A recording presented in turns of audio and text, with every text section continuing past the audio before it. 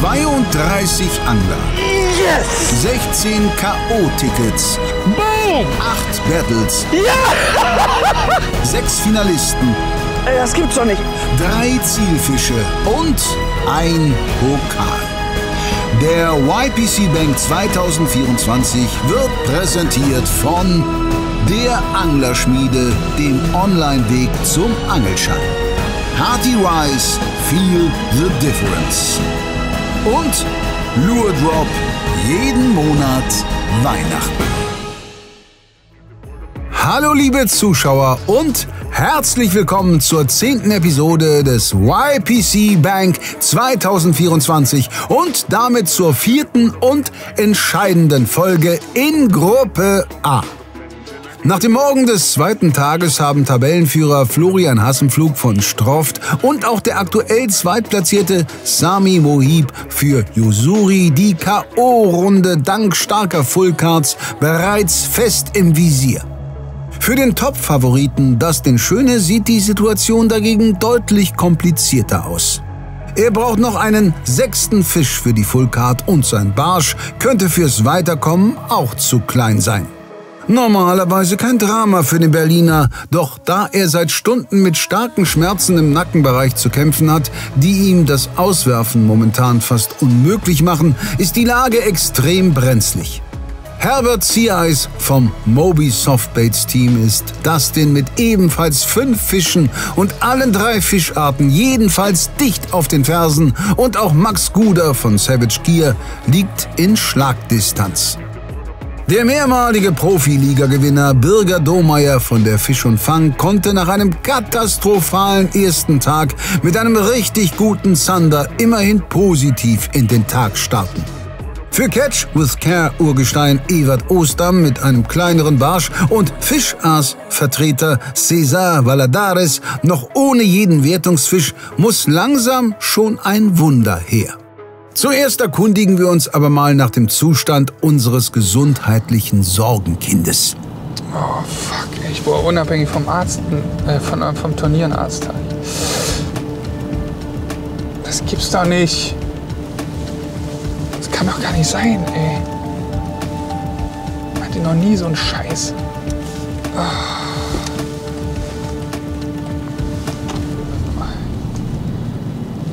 Ich glaube, du musst gleich fahren. Ich kann leider nicht fahren. Das geht nicht. Oh.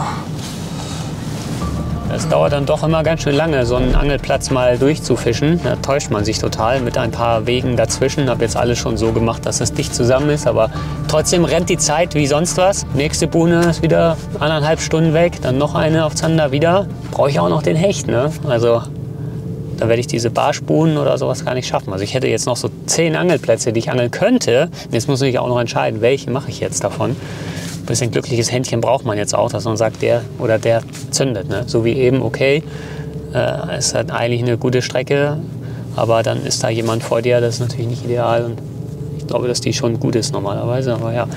Ein bisschen Glück gehört zu allem dazu. Ne? Das ist nicht von Hand zu weisen beim Angeln. Man kann nicht alles vorher berechnen, also man kann sich größte Mühe geben, aber am Ende muss dann auch immer ein bisschen was passen. Ne? Aber das kann es ja noch. Everything is filled with dog poo.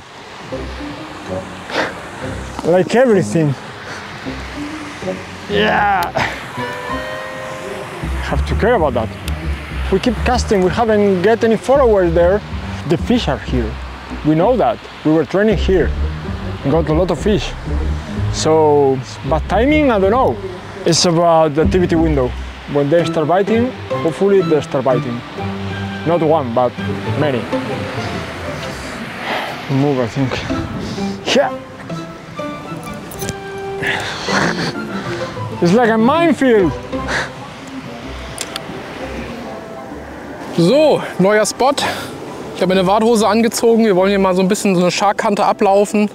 Ich werde die flache Kante werde ich jetzt mit einem großen Chatterbait einmal abwerfen, weil wir wollen ja einen Barsch fangen, der größer als 35 ist.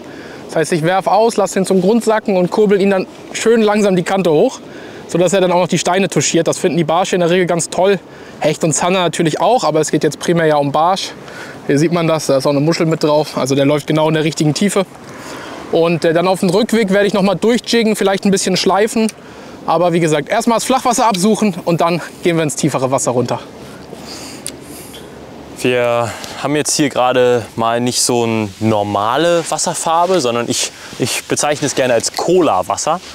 Das ist prinzipiell sehr klares Wasser. Man sieht es ja, wenn hier die Sonne reinscheint, wir haben bestimmt eine Sichttiefe von 2 Metern. Also schon ziemlich klares Wasser. Aber es ist eben stark eutrophiert. Also wir haben hier einen recht hohen Nährstoffeintrag drin. Und deshalb hat es diese sehr, sehr coole bräunliche Farbe. Und das ist mega, mega starkes Wasser. Also immer wenn ihr sowas findet, so richtig schön klares, aber braunes Wasser, das ist richtiges, gutes Hechtwasser. Das ist einfach so. Und wenn ihr dann hier noch so wie jetzt hier Steine und Kraut findet, das sind einfach Plätze, da muss Hecht stehen über kurz oder lang. Muss natürlich das richtige Kraut sein, also schön dieses dicke, harte Kraut, wo man, wie ich jetzt hier gerade, den Chatterbait oder welchen Köder auch immer richtig rausreißen muss. Aber ja, das lohnt sich dann da immer auf Hecht zu angeln. Und da stehen auch gerne natürlich große Barsche mit drin. Kraut. Max fischt trotz des fehlenden Barsches also weiterhin auf Hecht und hofft dabei auf einen Beifang. Ewart hat die Stelle gewechselt und erklärt uns, warum. We fished in the marina because the current was like really strong, and we give it a try over there, but no activity. And since we have action here this morning, and the current is on this high peak, so it's high water, the current is like calming down. So we're gonna give this spot maybe 10 minutes, and then we move. Ich will noch eine Geheimwaffe, ein weißer Twister. Wird nicht mehr viel geangelt sowas, aber für Zander ist das gut. Packe ich mal ein. Mit Flunder-Flavor, was auch immer Flunder-Flavor ist. Aber die Zander fanden das eigentlich gar nicht schlecht. Letztes Mal. Gucken wir mal. Hier würde ich ja gerne mal angeln, ne? Aber das dürft's nicht. Ups.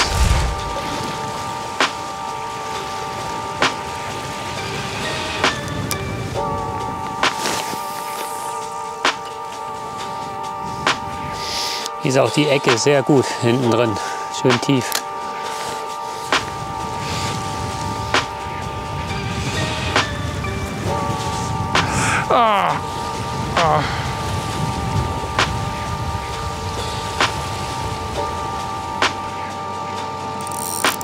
Godverdomme. What a shit show. Competition angeln. Macht Spaß, haben sie gesagt. Das ist eine geile Gelegenheit, hier mal beim YPC mitzufischen. Ich bin auch sehr dankbar dafür. Aber das ist auch echt anstrengend. Wahnsinn.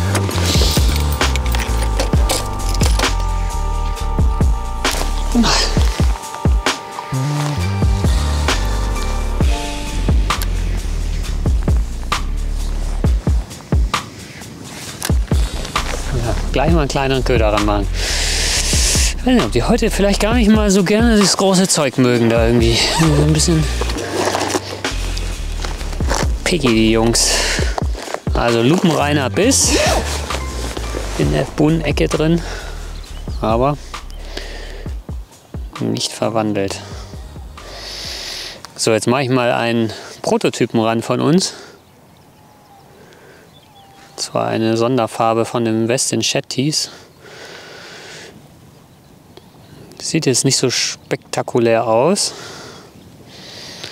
aber die soll ja Fische fangen, ne? Weißfischdesign, aber mit einem ganz feinen chartrösen Streifen hier oben drin. Der so Farben, die springen einem jetzt nicht so ins Auge, weil sie so super bunt sind, aber es gibt halt auch Farben, die einfach Fische fangen. Das ist so eine. Gucken wir mal, ob wir den mal hier jetzt nachbearbeitet kriegen. Zweite Fehlbiss jetzt schon, nicht gut. Das wären meine 2 Zander gewesen, die ich noch brauche. Aber im Turnier, wie ist das da? Für 2 Zander brauchst du 5 Bisse, ne? Ja. Ja, dicht erop. Got some strikes. But since you have to fish with 18 grams jig heads, the chance that you take a bite is not high. Da habe ich. Nein, und ab. Und der ist ab. Warum ist der ab? Das ist doch scheiße. Das ist doch.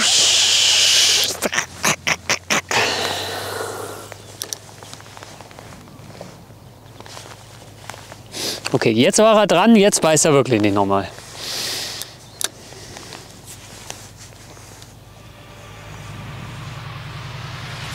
Ja, da steht noch einer.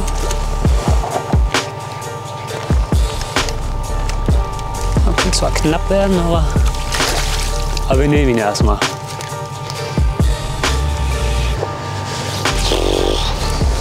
Oh, der 5. Biss, ne? So, okay, gut. Ich habe einen gefangen. Ich gucke gerade, wo ich den jetzt hinlegen kann. Am besten hier auf dieses Schilf. Oder hier, ein bisschen gerade Fläche.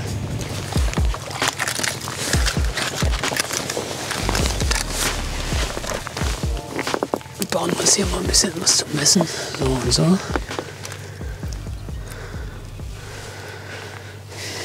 Die Prototypfarbe. Oh, bei dem wird es aber knapp jetzt. Oh, aber richtig knapp. Aber, was sagst du? 43,5, oder? Ja. Ja, keine Glanztat, aber ein Fisch, ne? 44. Noch einen. Dann kann ich Hechtangeln gehen. Ja. Muss ich Hechtangeln gehen? Ah.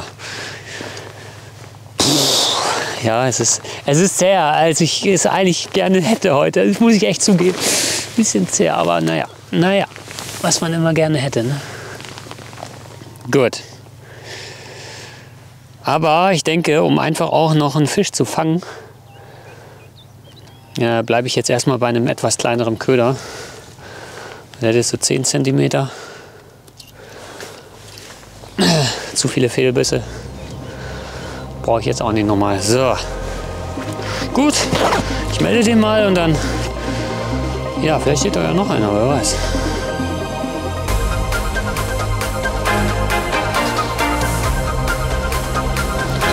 Vamos.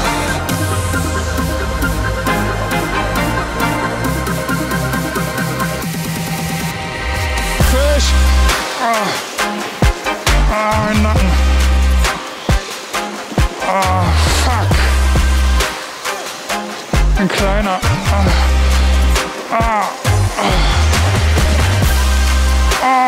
Fuck.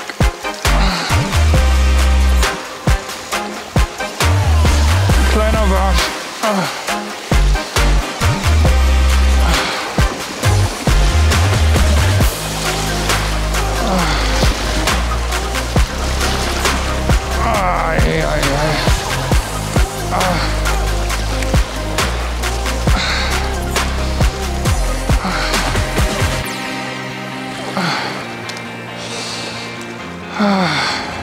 Es ist kaum auszuhalten. Noch Hecht und Barsch ist so lieb und die telefonieren für mich rum nach einem Arzt. Wir messen ihn ganz kurz auf dem Raven am Carolina Rig im Sommer. Ein Wurm ist ein Köder, der immer genommen wird von Fischen. Deswegen vorne dran. Warte. Genau 0,5 Tadi. 41. Kein Monster, aber doch ein schöner Fisch fürs Turnier. Wenn jetzt mein Nacken noch mitspielen würde, wäre es noch besser.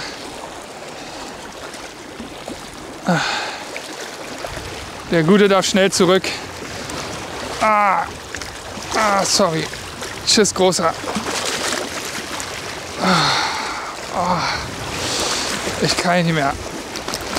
Oh, scheiße. Somit aber die Full Cut.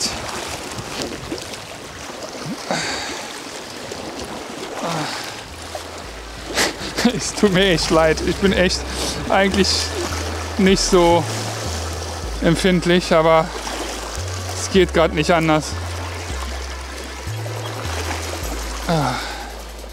Klasse Turnierfisch und möglicherweise ein extrem wichtiger. Da schwer abzuschätzen ist, wie lange Dustin seinen Schmerzen noch Paroli bieten kann, ist dieser Full-Card-Barsch wahnsinnig viel wert. Birger hilft der kleine Zander auch weiter, denn der viertplatzierte Herbert hat ebenfalls Schwächen auf seinem Board. Ein großer Hecht soll seine Position stärken. Die Suche nach dem nächsten Hecht geht weiter. Jetzt sind wir wieder an einer neuen Polder. Das andere hat mir jetzt nicht so zugesagt. Ich wollte eigentlich eine halbe Stunde dort fischen, aber ich habe kein gutes Feeling gehabt. New spot, new species. I tried to fish for a zander like the whole morning. Didn't work out. So instead of keep on go for the zander, I tried to do something else, and hopefully I can catch a pike soon and then go back to the zanders again. Conditions for pike are good. It's windy, so that's an advantage. The scenery here, like you see, it's great. Big plants, lilies. The setup I'm fishing is it's the same like I did in the previous day. I fish with my spinning rod because I like to fish spinning rod, because you can make longer casts than with a bait caster. I fish with the 70 gram Evert Ozam spinning rod. It has a good backbone for casting the Mirror's Mouse. I changed the double tail for a piglet shed, and this is the setup, hopefully to give me a pike soon. Ich liebe nun die Big Bait Angelei und auch die Angelei auf große Hechte, aber ich brauche halt noch einen Barsch. Deshalb kann ich jetzt leider nicht richtig groß schmeißen, obwohl es ziemlich geiles Hechtwetter ist, sondern gehe jetzt wieder auf ein Chatterbait im Kraut. Wie gesagt, gerne hier auch eine 25er Line-Through Roach oder sowas, aber ja, jetzt gerade den 46er Barsch, den will ich mitnehmen, wenn der hier irgendwo rumsteht. Und deshalb wird das jetzt hier so geangelt, auch wieder flaches Wasser, Cola-Wasser, Kraut, Steine, perfekte Kombi. Okay guys, so normally today it's really sunny, but like I see some heavy rain coming from there. So we will hide for 5 minutes, I will check the weather, and if it's going to stay for long, yeah, we will change and we will go under some bridges or something. But if it's only 5 minutes, then we just hide.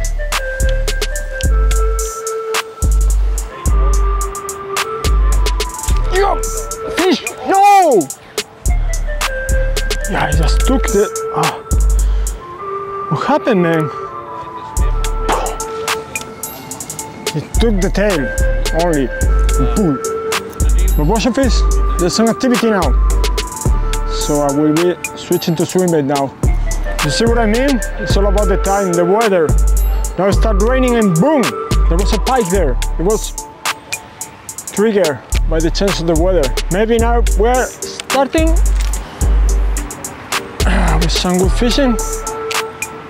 Ich weiß nicht, ob das kleine Zander oder ob das Barsche sind, aber ich hatte gerade schon wieder einen Biss gehabt. Boah, das hat ganz schön getockt im Finger, sage ich dir. Fisch! Oh, fuck, ey, mein Nacken. Ah, mein Nacken. Aua. Aua. Ah, scheiße. Okay. So, der nächste Barsch, etwas kleiner. Raven natürlich, wie gesagt, im Sommer vernachlässigt nicht die Wintermethoden. Hier kommt jetzt ganz schön Welle durch den Wind. Ah, so. 38er Barsch. Schöner Fisch. Kann ich, um ehrlich zu sein, nicht so genießen, weil es ist echt die absolute Hölle gerade. Aber somit habe ich die Full-Card relativ okay. Ich denke wirklich darüber nach, wenn ich jetzt noch einen größeren fange, ob ich heute aufhöre. Nicht, weil ich glaube, dass es reicht, aber es geht dann nicht mehr und dann habe ich alles getan, was man tun kann. Also wenn wir jetzt keinen Arzt finden, wüsste ich nicht, wie ich sonst weitermachen soll. Oh. Oh, Mann, ey. Oh. Tabellenführung, auch wenn Dustin nach wie vor nicht glücklich aussieht. Mit diesem Barsch kann er sein Board noch einmal signifikant verbessern, knackt beinahe die 500-Punkte-Marke und zieht nicht nur an Sami, sondern auch an Flo vorbei. Das war der letzte Wurf. Wir machen jetzt noch mal einen schnellen Spotwechsel. Hier ging leider nichts. Ich hatte, glaube ich, 3 oder 4 kleine Bisse. Ich weiß aber, dass hier an dem Spot immer wieder ganz kleine Zander auch stehen. Also ganz klein, wirklich so 30 Zentimeter oder so. Kann gut sein, dass die das waren oder ganz kleine Barsche. Auch geschliffen, kein größerer Fisch. Deswegen, wir wechseln jetzt noch mal. Wir haben gute Erfahrungen heute Morgen ja an der Schleuse gemacht. Und jetzt fahren wir noch mal zu einer anderen Schleuse und gucken, ob wir da vielleicht Glück haben, dass die Barsche dort mehr Hunger haben.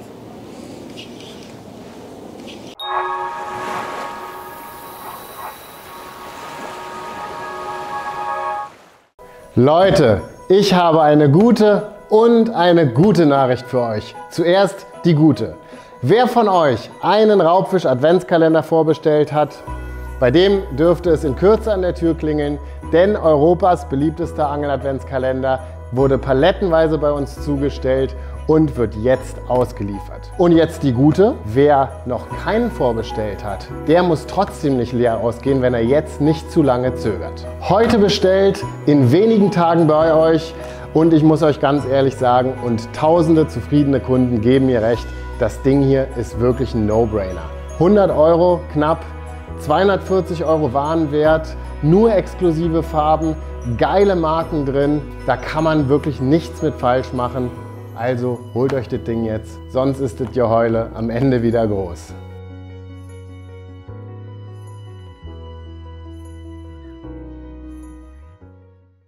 Anton Holzleitner, Teamangler bei Sportex und nun YPC-Debütant, hat bei der Entwicklung der Sportex Rival YPC Bank Spinningroute komplett freie Hand gehabt. Komponenten und Spezifikationen bestimmte er selbst, sodass seine Traumroute entstanden ist. Wichtig war ihm hierbei vor allem der universelle Einsatz der Route. Barsch, Zander sowie auch kleinere Hechte sind mit dieser Route spielend zu bändigen. Äußerst sensible Bissanzeige, harmonische Spitzenaktion für perfektes Auflade- und Dämpfungsverhalten. Extrem hochwertiger Toray T1100 Carbon Blank, eine hochwertige Original Fuji Sig Beringung sowie der originale Fuji Rollenhalter auf einer Länge von 2,30 Meter. Eine ausgiebige Testphase mit 4 verschiedenen Prototypen hat nun auch euch diesen genialen Stock beschert.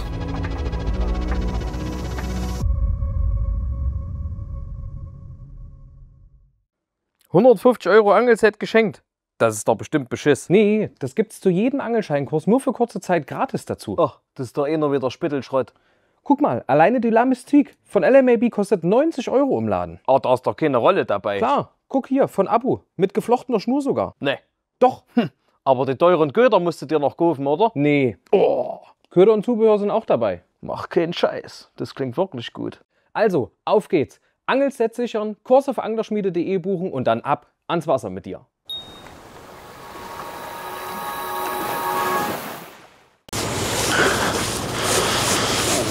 Ja, den hätte ich gern, muss ich sagen.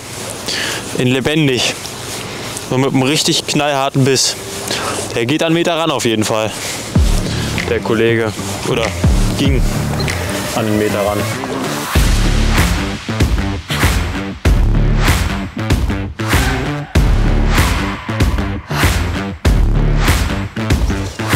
Wenn ich jetzt hier noch einen fange, würde das ein bisschen den Plan ändern, weil dann fahren wir statt in eine tiefe Buhne da unten hin, würde ich dann rüberfahren in eine flache und noch ein bisschen auf Barsch angeln, weißt du? Für Barsch brauchst du jetzt flache Buden, für Zander eher ein bisschen tiefere. Das ist jetzt so das Problem. Ja, da ist er, da ist er, da ist er. Schöner Fisch. Oh yeah.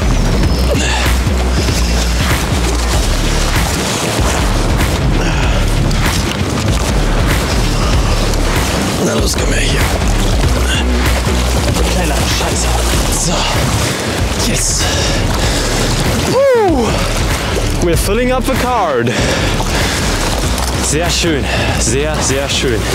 Ich habe tatsächlich auch die Route gewechselt. Ich habe eine härtere Route genommen. Und zwar die SG8 Revenge in der schwersten Variante. Die hat bis 72 Gramm. Und das fühlt sich auch bei Hecht, muss ich sagen, besser an.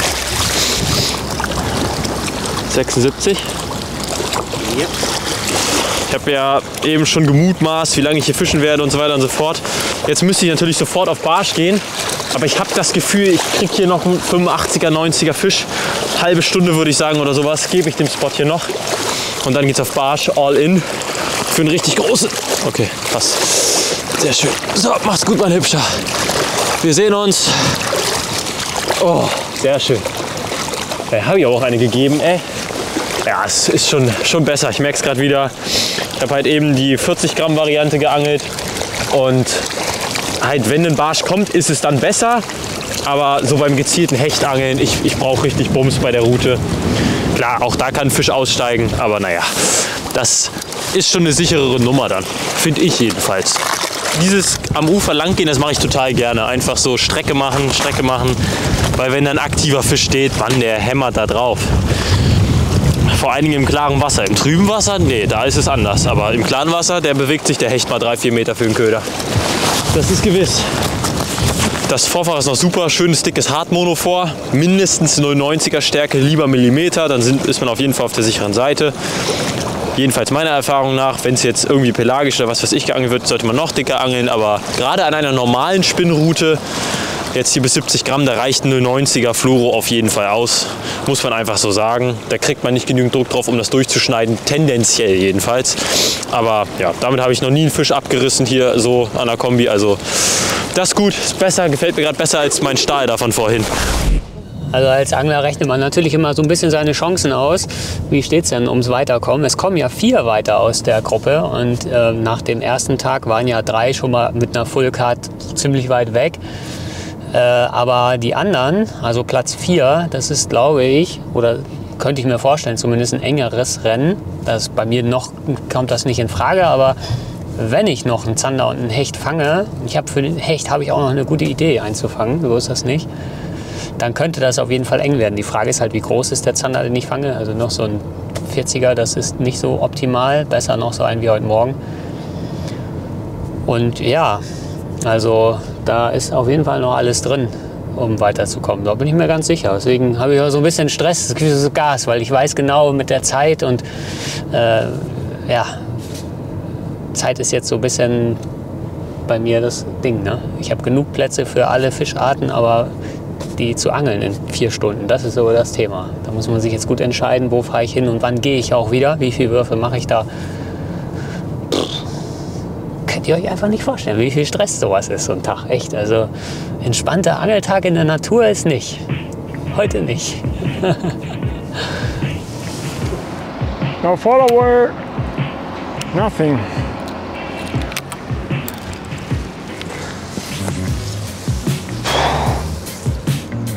No way. But that's spy fishing. It was a gamble today. Maybe a miracle is happening in the last hours. Another surrender. Keep casting. The bite will come. The good bite, not like this kind of bite. Ich habe Bart angerufen, meinen Kumpel aus Holland, und der ist tatsächlich von der Arbeit los zur Apotheke, um mir so ein Wärmedings zu holen noch zusätzlich, und hat nochmal verstärkte Lift, Undress, und er hat nochmal verstärkte Painkiller mitgebracht, Schmerztabletten. One needs to be here and then it needs to go around here. You want to do like this? Yeah, that's good. That's good. Yeah. Do both. Okay. Yeah. Thank you. One more? No. No. Okay. Gucken wir mal. I think about taking another Painkiller. Also jetzt geht's hoffentlich weiter. Aber wenn ich jetzt noch einen Barsch fangen sollte in der Größe, dann muss ich leider abbrechen. Okay, cool. Ab jetzt verspreche ich euch, höre ich auf rumzujammern und fange hoffentlich noch ein paar Fische. Zu meiner Freude ist auch noch mein Kescher gebrochen. Naja, heute soll es nicht sein. So, Spotwechsel. Haben uns wieder eine kleine Schleuse gesucht. Wollen wir jetzt hier versuchen, einen Barsch zu fangen, einen schönen. Mal gucken, ob es klappt. Und ja, den Spot werden wir jetzt mal ein bisschen ausfischen. Mal gucken, ob der ein oder andere Barsch Lust hat. Ja, Fisch. Nein, ab. Nein. Ah, da war der erste. Der war gar nicht schlecht. Der Fisch ist da auf jeden Fall. Nein, ab. Ja, Leute, hier ist Fisch. Hier steht der Fisch. Sofort wieder Biss.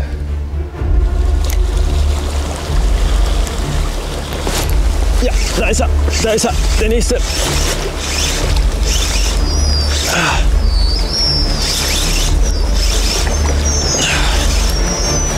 Hol ihn her, hol ihn her. Hol ihn her.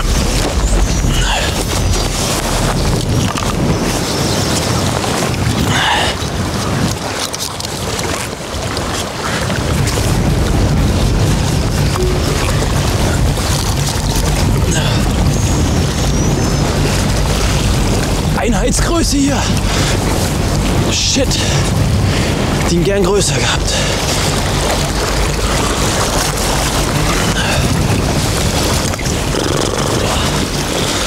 So, oh, der ist auch nicht so lang. Oh ne. Kein Upgrade. Kein Upgrade. Der Gute darf schnell wieder zurück.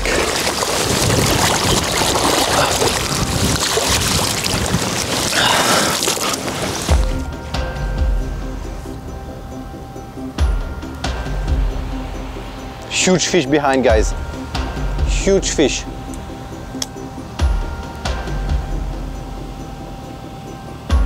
Follower, follower, follower. Big one. Forward, 2 followers. Oh man. Yeah. There's a fish there. Release some action. There's a fish there. How I'm going to get it out of the water? We don't know. What? Was soll man sagen? Das macht einfach zu viel Spaß, um jetzt zu den Barschen zu gehen. Ja, man kann auch im Sitzen angeln, ne? Eieiei. Die Algen hier sind rutschig, würde ich mal meinen.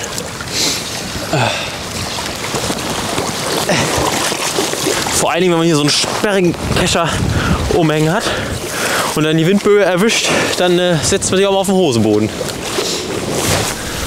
We will try now for a zander spot because it's cloudy, bit of wind, it's good weather for a zander. I will fish on the oblique 15 again to try to catch a good one because I need now, if I calculated well, more than 66 points. So it's already a nice zander that I need to catch. And then yeah, if it's going to be more sunny in the afternoon, we will come back here and give it all for a big perch, a big mama. Let's go.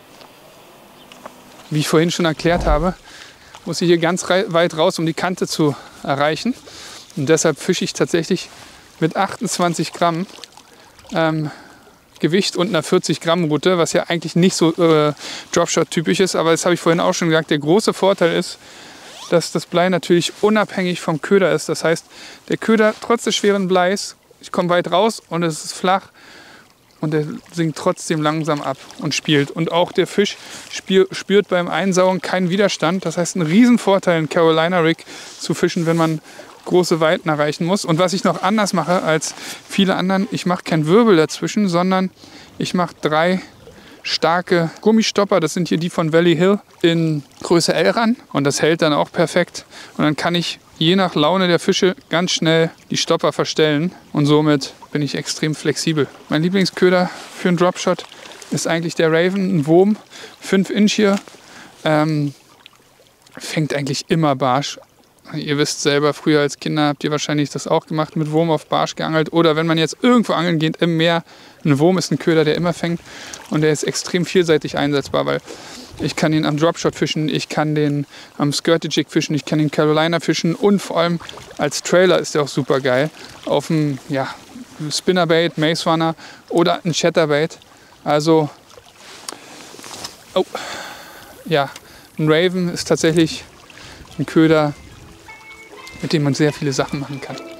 Das Wärmepflaster und die stärkeren Schmerzmittel scheinen zu helfen. Jedenfalls wirkt es so, als ginge es Dustin etwas besser. Wie geht es Birger beim Versuch, den letzten Zander zu erwischen?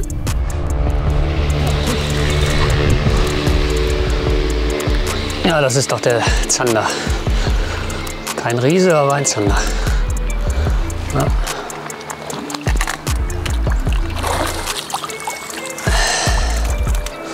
Ja. Kein Riese, aber ein Zander. So, Leute. Boah, bin ich ein Lacker. Gerade so, ne? Doch, ist auf der roten Linie drauf. 42. Naja, okay. Also es ist ein Zander, ein 42er. Gut. So wie ich zu Jochen sagte, man muss auch immer ein bisschen laufen. Als ich letztes Mal hier war mit demselben Wurf, habe ich dann 72er oder so gefangen. Das ist allerdings auch schon über eine Woche her. Und dann beißt 42er. Ja, naja, ja gut. Hey, ich habe aber den 4. Zander. Das heißt, jetzt fehlt für die Full Cut nur noch der Hecht. Könnten natürlich alle größer sein, die Fische, aber immerhin. Immerhin. Ist doch schon mal was, oder? Ich melde den und dann mache ich noch hier und da ein paar Würfe und dann überlege ich mir was. Willkommen zurück. Und hier bleiben wir bis um 4. Und jetzt müssen die großen Hechte her. Schauen wir mal, was der Tag bringt. Was sagt denn dein Gefühl? Wie war es bis jetzt für dich? Und Schlechter wie gedacht, aber mir ist zu kalt. Ach, erster Wurfverbiss. Eieieiei.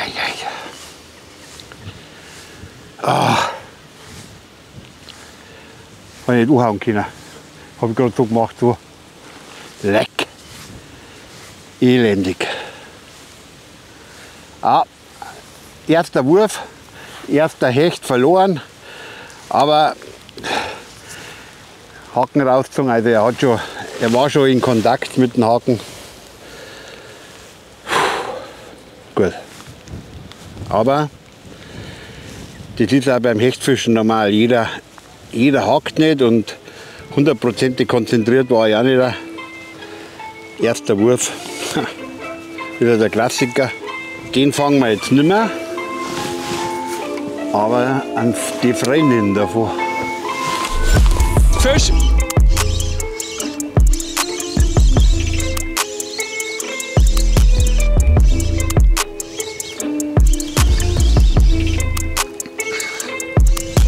Das ist entweder eine Hecht oder ein Zander. Ich hoffe, ein Zander.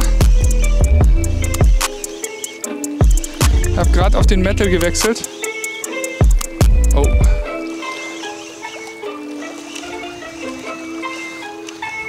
Oh no! The fuck? Big ass asp. Boah. Komm her, mein guter Rapfen. Das ist der zweite Rapfen jetzt, den ich in diesem Turnier fange. Wahnsinn. Das ist ja ein Monster. Ich glaube, das ist mein Rapfen-PB. Den muss ich mal messen. Der liegt bei 78. Oh, ist das ein Monster. Schade. Ich hätte auf einen Zander oder einen Hecht gehofft. leider nur ist ja natürlich auch das falsche Wort, aber oh, ich glaube, das ist der größte Rapfen, den ich je in der Hand hatte. Guckt euch mal dieses Vieh an. Wow. Ein wunderschöner Fisch, ne? Leider kein Hecht. Und hier, ich habe hier so ein Mettel genommen, weil man den auch ultra weit werfen kann. Gejiggt ganz normal. Und dann hat er sich den weggenommen. Den hake ich hier gleich im Wasser ab. Soll ihn nicht zu sehr strapazieren. Hier, Mettel nochmal. Der große, 65er. Und was wichtig ist beim Rapfen, das musste ich auch lernen, niemals in die Kiemen fassen, weil die sind sehr empfindlich und die Kiembogen reißen dann ein. Der Kiembogen ist der falsche Begriff. Hier diese weiche Haut an den Kiemen reißt ein. Ich lasse den jetzt hier kurz im Flachen liegen und würde den dann gleich nochmal schnell vermessen. Und dann darf er wieder zurück. Ich glaube tatsächlich, dass das mein Rapfen PB ist. Oh.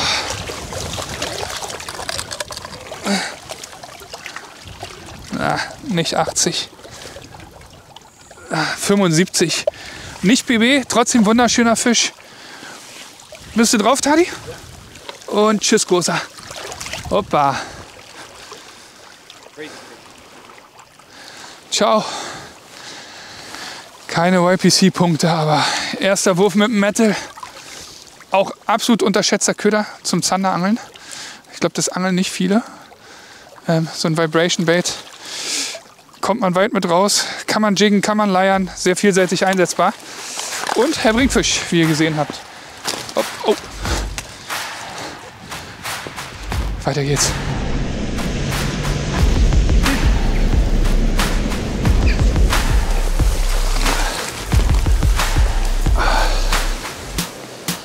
Kleiner Fisch und Köder weg. Eieieiei. Das geht natürlich mit so einem Knippek super. Und jetzt noch den da raus. So, jetzt haben wir den befreit, ohne dass sie die was da hat. Okay.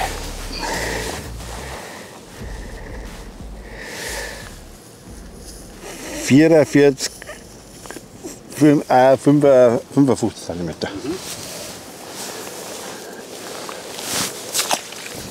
Irgendwie sind sie doch jetzt bissiger, weil ich fische ja erst 10 Minuten vielleicht. Einen Kontakt, einen gefangen, ich glaube. Vielleicht. Ja, vielleicht ist dieser kleine Hecht mehr wert, als Herbert denkt. Im Moment jedenfalls ist er der Full-Card-Fisch, der Herbert den Qualifikationsrang zurückbringt. Zu sicher kann er sich natürlich nicht sein, denn nicht nur Max, sondern auch der weiterhin grübelnde Birger befinden sich in Lauerstellung.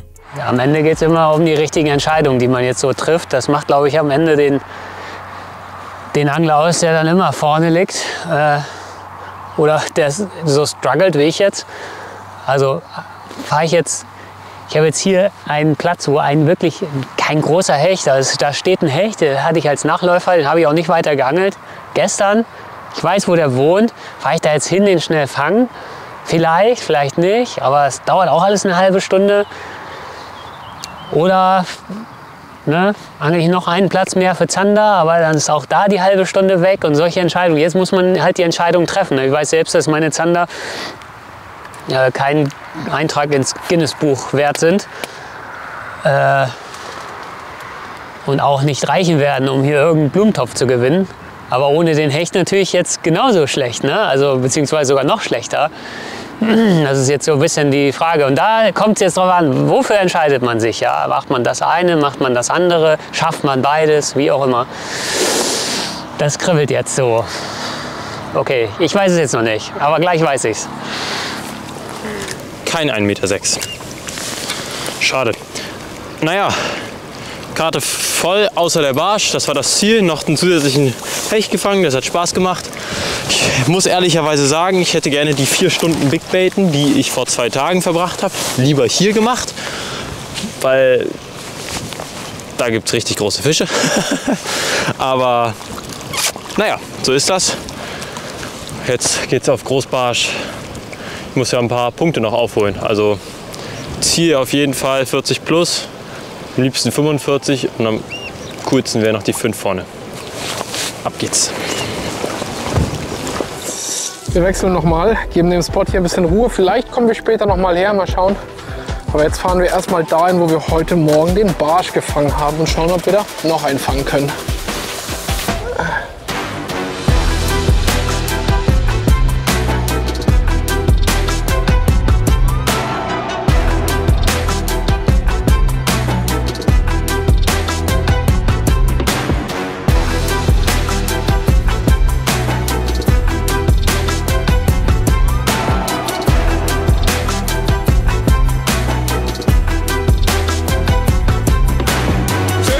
Aua, mein Hals, der ist groß. Der ist ein richtig großer Barsch. Ah, ist ein richtig großer Barsch. Eieiei, wenn das wirklich ein Barsch ist, könnte der an die 50 gehen.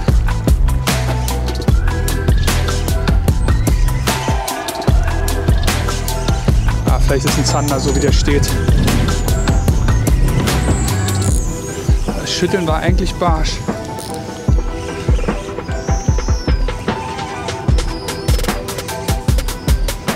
Was ist das? Ach, was laber ich für eine Scheiße. Mist, ey. Oh, das Schütteln war wie ein Barsch, weil es ein Mini-Hecht ist. Die schütteln halt wie die Barsche. Ah, ihr wisst, wie es ist. Noch nie ein Hecht hier gefangen, aber natürlich jetzt fangen wir ein Hecht hier. Ah, klar. Opa. Ah. Naja, so mini ist er gar nicht. Vielleicht ist er größer als der 70er, glaube ich aber nicht. Ich vermute, er wird mir nicht helfen. Natürlich ein wunderschönes Tier, aber ob der über 70 hat, weiß ich nicht. Ach so, Quatsch, guck mal. 76. Ja, 6 cm nochmal. Aufs Carolina Rig, das solltest du doch nicht, Mann. Okay, schnell zurück den Guten. Wir haben hier so eine Release-Schneise quasi. Eieiei, ich war mir eigentlich so sicher, dass hier nur Barsche und Zander stehen. Ah, so großer. Ach nee, da nicht in die Steine, ja genau. Da lang. Was sich ganz schön ausgepowert im Drill, ne? Oh, wunderschönes Tier, wie der so getarnt ist, ey. Das sind doch tolle Fische, guckt euch die nochmal an. Wow. So. Na? Nicht in die Steine, Freund? Oh, gut, dass die Schmerztabletten helfen hier, ey. So rumkriegseln. Tschüss. Oh, das gibt's doch nicht. Hechte. Hecht. Auf die Craw, auf die neue. Oh. Naja, 6 cm Upgrade ist auch okay.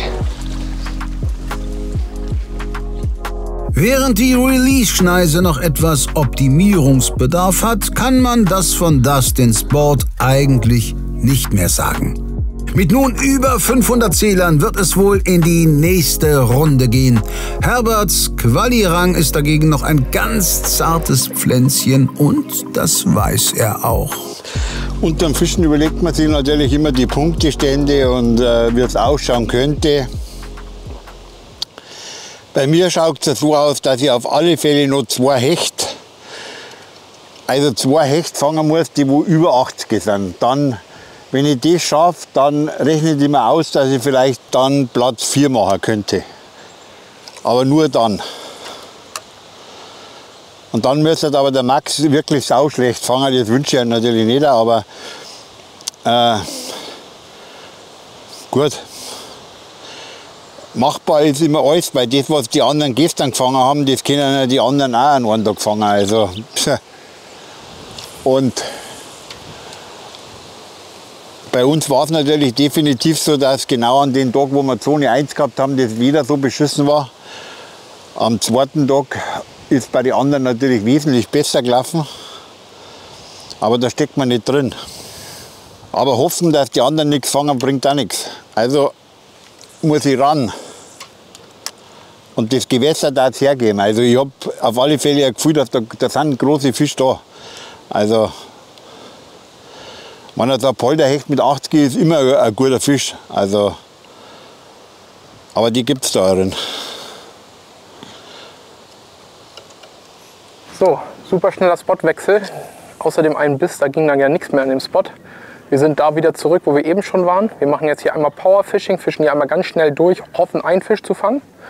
Und ich glaube, dann machen wir noch mal einen kleinen Move, fahren ein gutes Stück, gehen noch ein bisschen Topwater fischen und holen hoffentlich noch ein paar Topwater-Punkte. Genau, keine Monsterbarsche wollen wir fangen, aber vielleicht können wir noch ein paar kleinere mit Topwater überlisten. Und dann gehen wir gleich durch hinten hin, da wo ich weiß, dass da ein Hecht steht. Da gehen wir gleich sofort hin, damit ich, wenn er nicht beißt, direkt ein langes Gesicht mache. Auf geht's.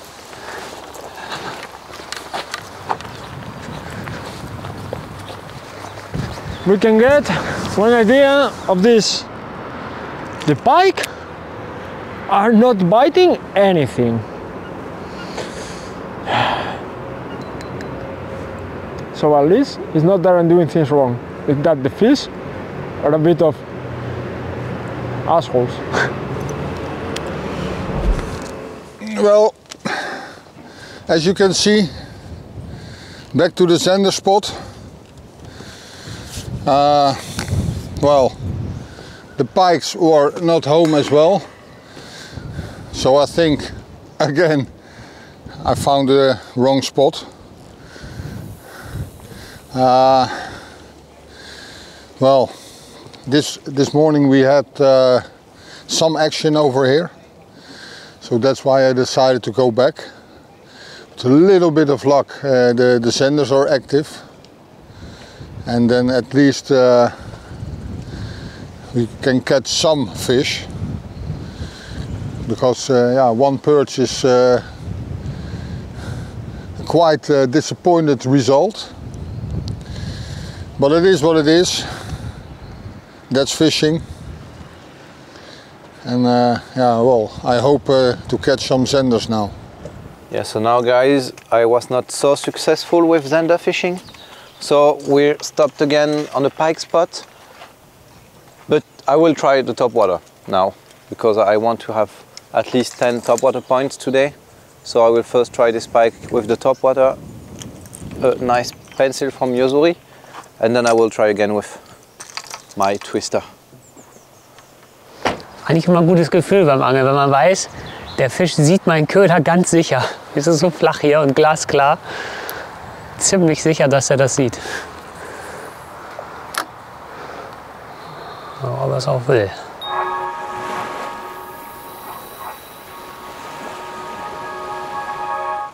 Cause we are the outlaws.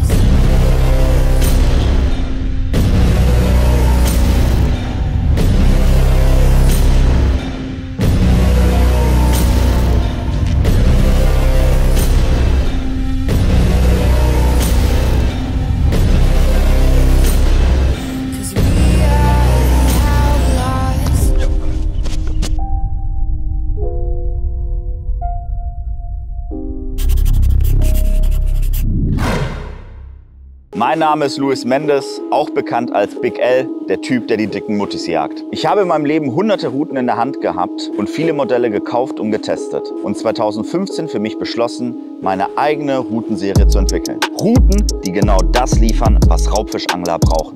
2017 war es dann soweit. Die Solution Contact kam auf den Markt und obwohl keine große Firma hinter mir stand und nicht eine One-Man-Show war, begann die Branche über mich zu sprechen. Das sorgte für ordentlich Unruhe. Was habe ich gemacht? Ich habe ein Statement gesetzt. Fuji Torside-Beringung mit Titanrahmen. Fuji Rollenhalter. Nano Carbon Blank von Toray. Wenn du eine Route suchst, die kompromisslos in Performance, Handling und Qualität ist, Solution ist die Lösung.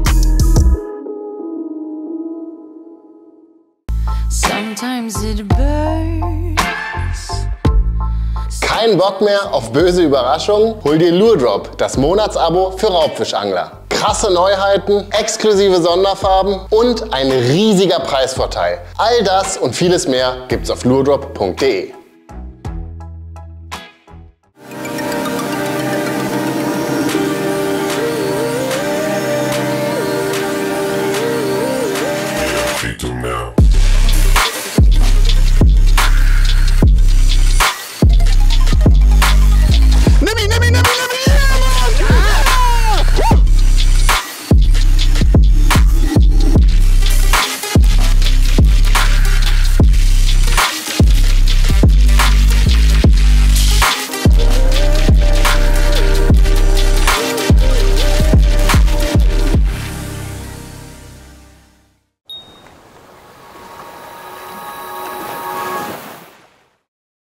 Ja, ihr seht, der Wind ist brutal aufgefrischt. Ich angel zwar sehr schwer, aber da der so von der Seite kommt und der Spot da ist, habe ich die ganze Zeit Seitenwind, was natürlich für die Köderkontrolle maximal ungünstig ist. Ja, und irgendwie, zumindest bei mir, sind die Fische auch nicht so aktiv. Mal gucken, ob wir das irgendwie noch in den Griff bekommen. Ich werde gleich noch mal vielleicht ein Swimbait im flachen Angeln und ein Chatterbait hier an den Kanten entlang. Weil so ist jetzt nicht besonders effektiv.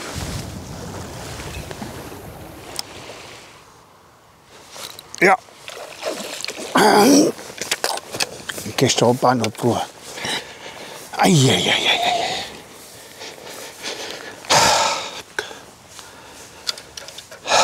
Ich hab keine Luft mehr gehabt zum Anhauen. Der war schon da, weißt du.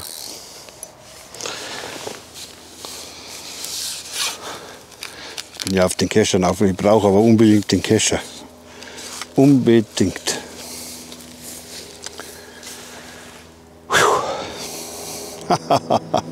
Fisch verloren, Kescher kaputt. Eieieiei. Das wird jetzt schon wieder. Wird dann spannend bei der Landung. Ja, muss ich nur mehr aufpassen.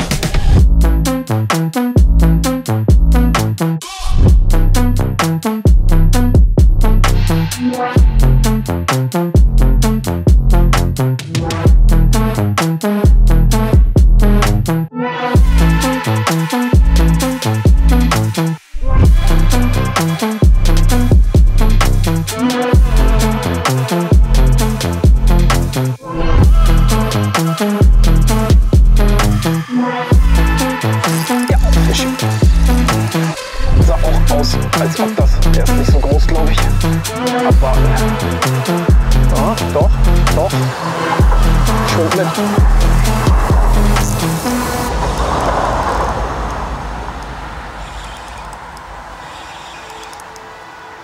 Ich glaube, der ist nicht so groß. Mal gucken.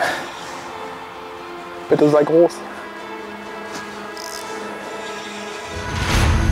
Oh doch, der ist schön. Oh ja, das ist ein 40er.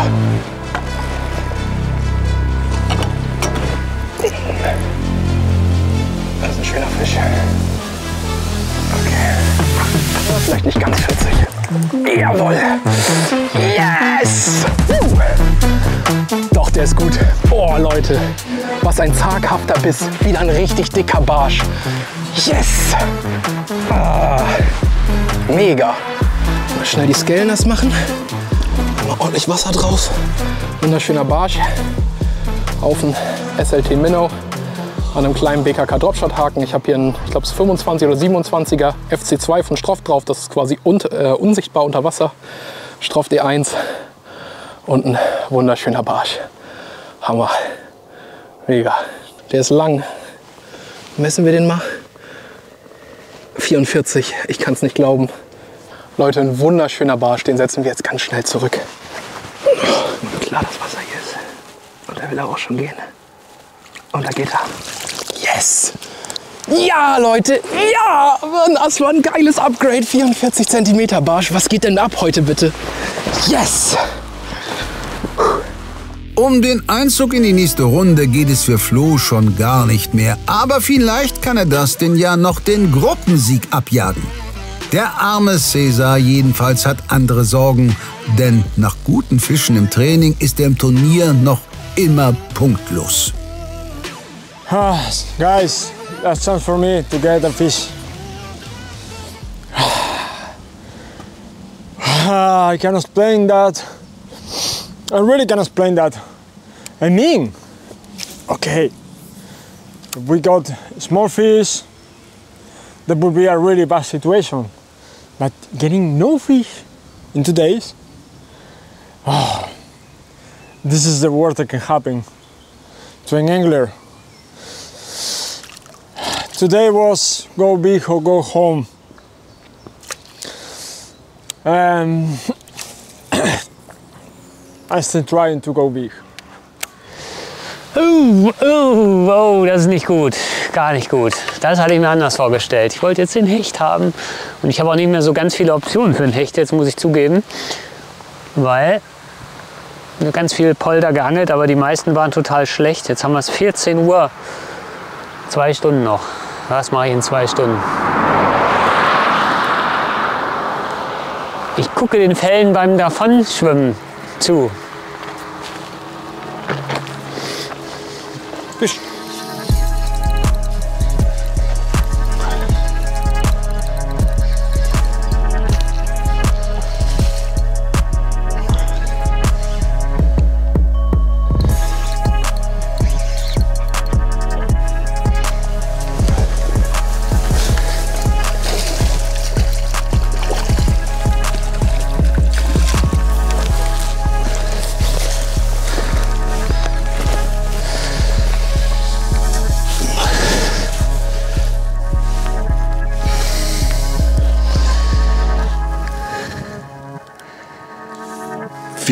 Halb 75. Ciao, ciao. Mein persönlicher Berater hat vorhin gesagt, mach mal ein Chatterbait drauf, vielleicht stehen die jetzt gerade auf so Vibration. Und siehe da, 2 Kontakte in kurzer Zeit, also man darf ja nicht immer unflexibel sein, man muss immer ein bisschen flexibel sein. Mein Kescher hat hingehauen, Gott sei Dank, weil ich habe jetzt einen gebrochenen Kescher. Ich kann da nicht weit vierig langen, aber die ja, kann hinhauen. Kann hinhauen.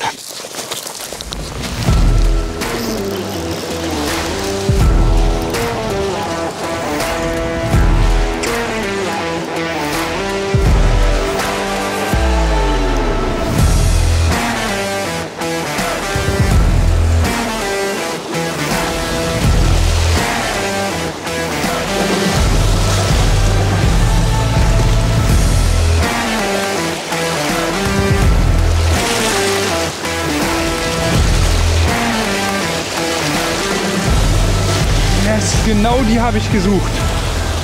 Ah, endlich. Mann, hat es lange gedauert. Puh. Oh, das ist doch der erste wirklich vernünftige Barsch heute. Ich würde sagen 44 oder so. 0,5. Ja, warte. 44. Der hat den Raven richtig weggeschluckt. Wunderschöner Barsch. Hat man gleich gemerkt, dass er ein bisschen größer ist. Puh, sehr gut. Der darf schnell zurück. Ciao, Großer. So, und hier, ich habe es euch gesagt, Raven ist eine Waffe. 10,05, 5 Inch. Oh, es hat eine Weile gedauert, aber ich habe es heute Morgen auch schon gesagt, das Wichtigste beim Wettkampfangeln ist, seinem Plan treu zu bleiben. Ist jetzt auch nicht eine absolute Kanone, aber ist schon echt ein sehr, sehr schöner Fisch, der mir bestimmt weiterhilft. Dustin zieht an der Tabellenspitze davon. Sami profitiert bisher von einem sehr guten ersten Tag und einem guten Morgen. Denn seitdem will ihm nicht mehr allzu viel gelingen. Okay guys, so the afternoon is not going super well for me. I hope for you that the others are catching a bit better than I do.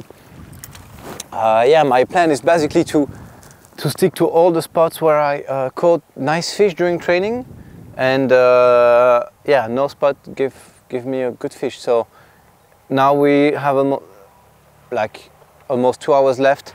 I will go back to the sluice where I lose big perch and I had the small one, and hope for a small improvement. And I think that will be it for today for me. Let's go, guys. Ich dachte, mein Kumpel mit dem Boot ist schon wieder da. Hätte ich aber mal einen Stein geschmissen, du. Ja, so, letzter Spot. Hafeneinfahrt, nee, Seeeinfahrt. Eher flach, aber da das Wasser aktuell trüb ist, ja, könnte das trotzdem gehen. Die flachen Einfahrten sind ja oft nicht so ganz gut.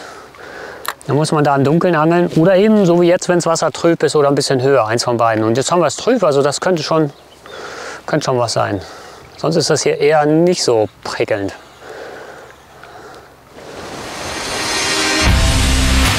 Fisch!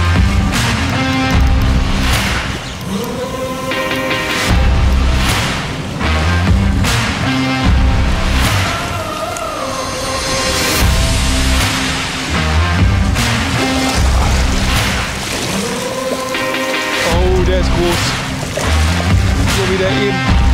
Schöner Fisch, wunderschöner Fisch. Komm rein hier. Jawohl. Schlanker Sommerfisch, aber der ist lang. Tolles Tier. 45er Barsch. Wunderschönes Tier. Schlanker Sommerbarsch. Der darf jetzt schnell zurück ins Wasser. Opa. Das ist doch schon mal gut. Jetzt fühle ich mich tatsächlich sehr sicher und wird jetzt nicht mehr so lange angeln, weil die Sache ist, ich muss mich eher darauf konzentrieren, dass ich irgendwie zu einem Arzt komme oder irgendwas für meinen Nacken mache, damit ich am Freitag, wenn ich in die nächste Runde kommen sollte, was ich aber glaube, dass ich dann fit bin. Das heißt, jetzt gehe ich noch mal raus, noch mal 2, 3 Würfe machen und dann breche ich das Ding hier ab. Das soll überhaupt nicht arrogant und überheblich rüberkommen. Ich muss nur wirklich gucken, dass ich irgendwie es schaffe, Freitag am Start zu sein. Der Blick auf die Tabelle rechtfertigt diesen Plan nachhaltig, denn Dustin, Flo und auch Sami sollten durch sein. Doch wer holt sich Platz 4? Noch befindet sich Herbert in der Pole Position, doch Max würde dank besserer Fischgrößen ein maßiger Barsch reichen. Das muss doch machbar sein. Oder Max? Das hatte ich mir besser erhofft. Der Barsch. Von allen eigentlich der Endgegner, so ein bisschen. Jeder sagt, er hat Angst vom Barsch. Ich hatte überhaupt keine Angst vom Barsch, weil das Training lief so gut. Wir haben so viele 40 plus Barsche gefangen. Auch 50 plus Barsche, aber gerade wollen die nicht so, wie ich jedenfalls will. Aber ab auf den Buhnenkopf, würde ich sagen. Und dann wird da nochmal die Rest der Zeit wahrscheinlich ausgeangelt. Mein Plan war eigentlich gewesen, ich gehe den Polder so lang entlang wie ich kann, aber mit den kaputten Kescher da. Und jetzt wird der breiter und die Seerosenfeld zirkt sie auch weiter hinaus. Und jetzt überlege ich mir, mit dem Chatterbait bin ich ja über die Flächen noch nicht drüber gegangen, wo ich vorhin gefischt habe. Und der Zusammenfluss von den anderen, den Polder, den möchte ich auf alle Fälle noch am Schluss noch mal fischen. Jetzt gehen wir retour. Ich glaube, wir haben noch 1,5 Stunden oder so. Und die gehen wir jetzt retour. Ich glaube, da ist nichts kaputt. Wir machen jetzt einmal 200 Meter ein bisschen schneller, dass wir wieder da hinkommen, wo wir angefangen haben mit dem Chatter, und dann gehen wir retour. Ich glaube, dass das auch passt.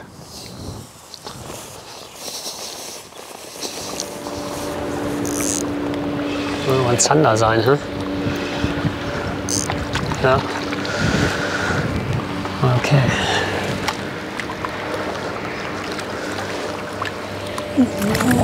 Oh, ich habe einen Fisch, aber ob der irgendwas bringt, wir gucken mal, Oh, 45, ne? Naja, 3 Punkte mehr oder mal 1,3. Letztes Mal hier habe ich einen Barsch gefangen, der war das da plus 10 cm. Oh, jetzt beißt da sowas. So, es war noch eine ganze Zeit zu angeln, aber ich muss abbrechen. Wer weiß, ob mir das nachher auf die Füße fällt. Aber jetzt ist genug gequält. Die Schmerzmittel lassen nach. Vielen Dank auf jeden Fall an euch fürs Zuschauen und fürs Verständnis. Lasst ein paar Kommentare da. Ich hoffe, ich schaffe es in die nächste Runde. Aber wenn 4 weiterkommen, sollte es mit dem Punktestand eigentlich schon drin sein. Kann mir natürlich auf die Füße fallen, weil das neue System ja... Also im neuen System ist auch wichtig, welche Platzierung man macht, weil es natürlich relevant im Halbfinale ist. Aber überhaupt erstmal da hinkommen und fischen können dann. Deswegen breche ich ab. Ciao, vielen Dank nochmal. Haut rein und hoffentlich bis zur nächsten Episode. Dustin hört auf, Birgers Zander ist kein Fisch für die nächste Runde.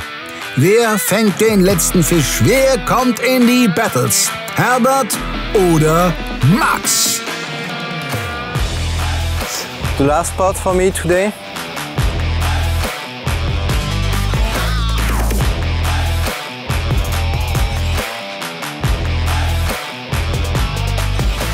Das hat gerade die letzte halbe Stunde angefangen. Brauchen wir einen lieben Gott, der bei uns nur einen schönen Hecht schickt. Bike. 51.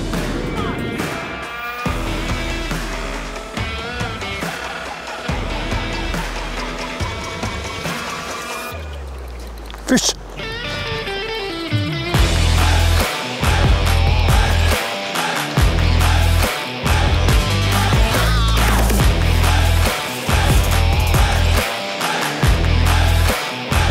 Ein Barsch.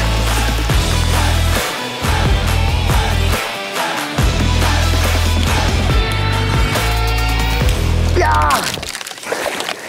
Ja, ja! Das ist genau die Info, die wir brauchen. Der bringt richtig satt Punkte.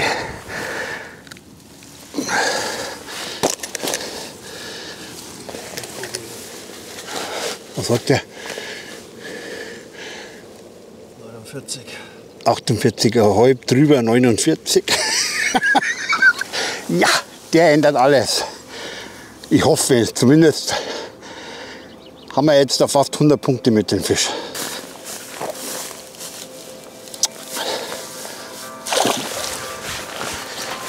So. Wow. Herbert macht den Deckel drauf. Der Bayer holt sich einen klasse Polderbarsch, dem nochmal richtig Punkte bringt und Max letzte Chancen zunichte macht, zumal wenig später dann auch Feierabend ist. Und da ist der Schlusströten zu hören. Oh, das war's. Das war ein Riesen-Gamble oder ein Riesen-Schwitz, wie Daniel jetzt sagen würde. The miracle had not happened. It was harder than expected, way harder. I'm quite disappointed in myself. Leute, passiert halt mal. Kurz zusammengefasst, der erste Tag hat mir ziemlich das Genick gebrochen. Das muss besser laufen. Sowas darf man sich hier natürlich nicht erlauben. Dafür sind die anderen alle zu stark.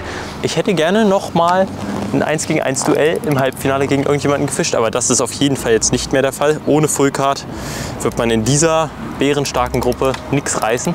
Letztes Jahr habe ich gemeint, ich bin auf alle Fälle nicht weiter, bin dann trotzdem weitergekommen. Und ja, wie es heuer ausschaut, ich weiß es nicht, ich kann es echt nicht sagen. All my plans were down the sinker in the first day, and today was a bit the same, but at least the water was good. Really disappointed this afternoon. No bites, nothing. There was less sun, more wind, cold wind, so it was really tough for perch. Der Barsch hat mich gebrochen. Der heimtückische Barsch. Jetzt weiß ich endlich mal, was Eule damit meint. Der Barsch war natürlich jetzt schon ein richtiger Changer. Der hat mir nur richtig weit vorgebracht. Aber ob es dann gelangt oder nicht, wir werden sehen. Ich möchte mich natürlich ganz herzlich bei meinem Sponsor Stroff bedanken für das Vertrauen, auch in diesem Jahr. Vielen lieben Dank an Savage Gear für das Vertrauen, was mir entgegengebracht wurde. Vielen lieben Dank an Kevin, der mit mir trainiert hat, an Tom, an Willi und an Steffen. Natürlich auch an meine liebe Familie und an meine Freundin, die mich alle mental dabei unterstützt haben bei diesem Projekt. Auf alle Fälle möchte ich mich bei euch bedanken, dass ihr mir so super zuschaut und Kommentare schreibt. Und natürlich bei meinem Sponsor, der mir das wieder alles ermöglicht, Moby Softbait. Kauft ihr mir ein paar Köder ab. Mr. Prop habt ihr gesehen, die Tuben laufen auch super. Und Gummifisch hat er natürlich auch noch. I will promise you guys to take my revenge in the YPC boat together with Truman. And hope I can give you a better show on that one. So ist das mal. Matchplan gemacht, Matchplan in die Hose gegangen. Ist nicht so schlimm, dann eben beim nächsten Mal besser. Muss ich noch ein bisschen üben, vor allem das echte Angeln. Ne? Es hat echt viel Spaß gemacht. Es war wahnsinnig anstrengend. Und ich würde sagen, jetzt gibt es gleich erstmal ein ordentliches Kaltgetränk, wenn wir wieder zu Hause sind. In dem Sinne, vielen Dank fürs Zuschauen. Ciao und macht's gut. Macht's gut, euer Flo. Ciao. Okay, bis gleich. Für euch. Thanks for watching and see you in another episode. Yeah.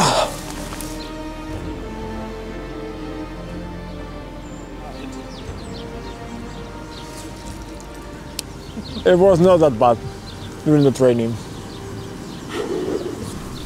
So, the winner of this group wasn't super happy about the starting zone, but his results were quite okay.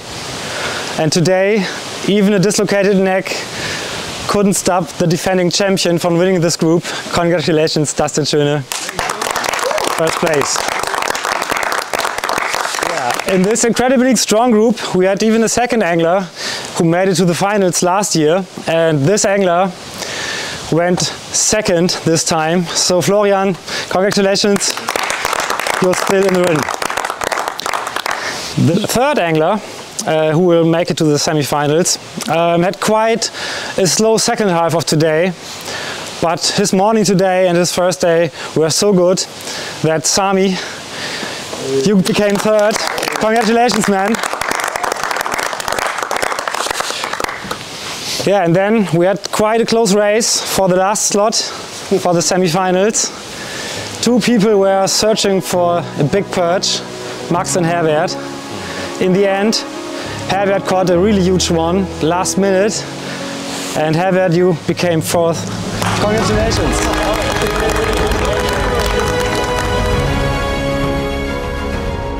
Das war Gruppe A. Es war alles andere als einfach für die Kontrahenten, doch trotzdem bekamen wir in 4 Folgen wirklich viele gute Fische zu sehen, was für die Qualität dieser Gruppe spricht. Letztlich konnten 4 Angler eine Fullcard erreichen. Diese 4 sehen wir dann auch in der nächsten Runde, während wir uns leider von Max, Birger, Ewert und César verabschieden müssen.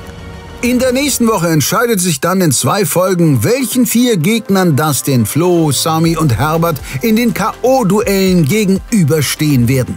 Bis dahin freuen wir uns über Kommentare, Likes, Käufe im Onlineshop und in den YPC Megastores.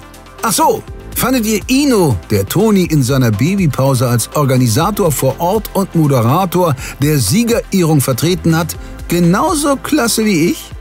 Schreibt's mal rein. Bis Donnerstag. Ciao.